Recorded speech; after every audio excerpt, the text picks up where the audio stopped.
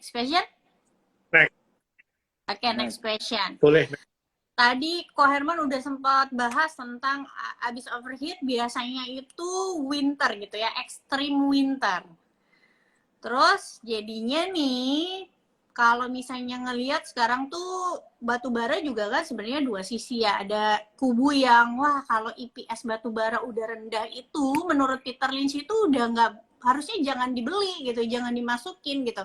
Harusnya kemarin-kemarin pas negatif dan lain-lain. Tapi ada kubu yang wah ini call-nya masih panjang, jadi masih bisa nih. Jadi kira-kira nih menurut Ko Bernard sama Ko Herman sendiri kapan komoditi super cycle berakhir? Apa aja tandanya?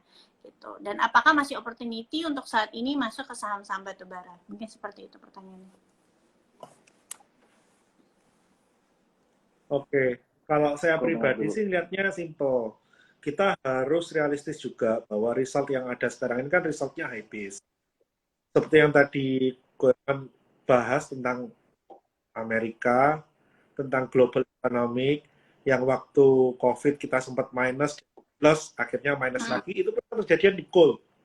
Dari coal yang harganya rendah sekali, jadi tinggi sekali, mungkin nanti normalize kan akhirnya dari high base menuju low base kan pasti minus kan kalau kita lihat kan. Walaupun overall dengan kondisi yang laporan keuangan minus itu IPS-nya juga tetap di atas dari IPS tahun lalu gitu. Nah, tapi kan kita juga harus tahu itu pasti akan berpengaruh ke sentimen pasar. Nah, kalau saya pribadi, saya dalam kondisi sekarang, kalau saya mau masuk ke coal, saya pasti benar-benar lihat teknikalnya. Saya nggak akan serta-merta, oke, ini saya over optimistic bahwa ini akan ada extreme winter, ini pasti demand coal akan naik, bla bla bla. Karena apa? Faktanya satu, produsen coal itu nggak serta-merta naikin ASP sesuai dengan harga Newcastle. Karena mereka juga berpikir jauh. Saya sempat meeting sama ITMG ya. Mereka berpikirnya simple. Kalau sekarang kita aji mumpung, harga 400, ASP saya jedotin ke 250-300. Ketika call-nya turun ke 200, kita ngemis-ngemis untuk mereka beli, mereka nggak mau beli dari kita. Ada puluhan produsen coal yang bisa nawarin harga lebih murah pada waktu harganya murah. Gitu kan. Tapi kalau dengan kondisi sekarang, kita kasih mereka harga reasonable. Toh cost kita juga nggak naiknya nggak ekstrim kok, ya kan. Ketika harga coal itu juga turun, mereka juga pasti utamain ngambil dari kita. Kasarannya kayak gitulah yang disampaikan oleh ITMG. For me, it makes sense gitu kan. It's not only matter of price gitu kan. Kalau kita memang mau benar-benar squeeze kita punya buyer sampai maksimal, oke, pada waktu mereka butuh, mungkin kita akan dapat cuan maksimal. Tapi pada waktu kita yang butuh mereka, itu bisa babak belur. Nah, ini yang kita harus perhatikan nih. Jadi ASP yang terlalu tinggi dari satu emiten batubara, ini yang mungkin akan jadi gejolak yang paling besar ketika batubara itu normalize. Jadi ini kita yang harus bisa lihat emiten per emiten nih. Dan kalau menurut saya sih sekarang mainnya pendek ya, kalau batubara. Technical base.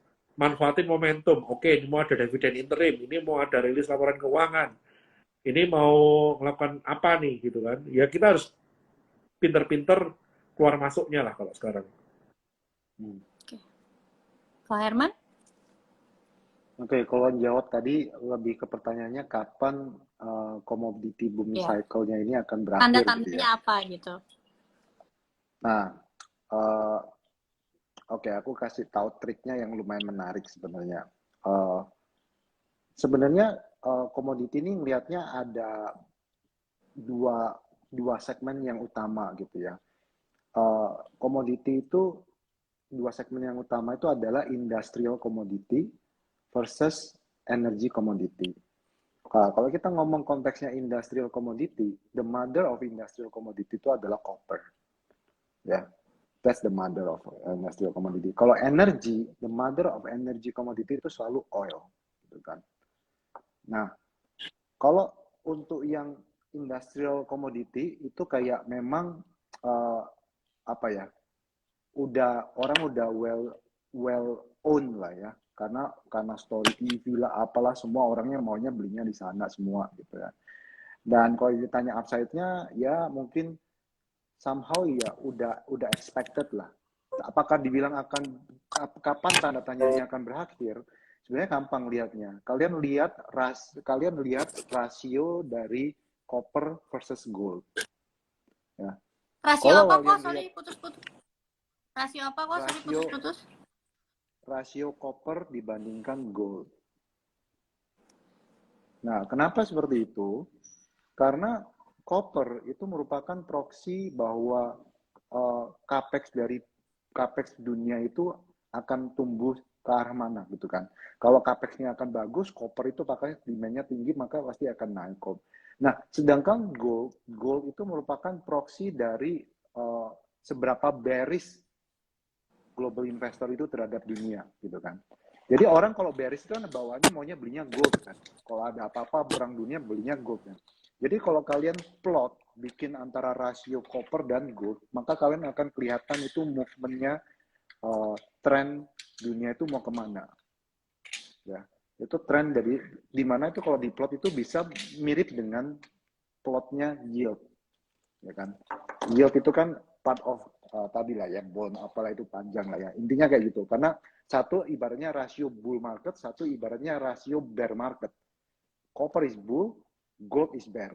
Kalau kalian plot bikin rasio, jadi kan kelihatan arahnya ini lebih mau bull atau mau bear. Kayak gitu. Nah, itu pertama, itu industrial. Kalau energi, nah itu memang agak beda karena energi itu lebih ke base apa ya, base consumption gitu ya. Kalau industrial itu kan lebih ke capex.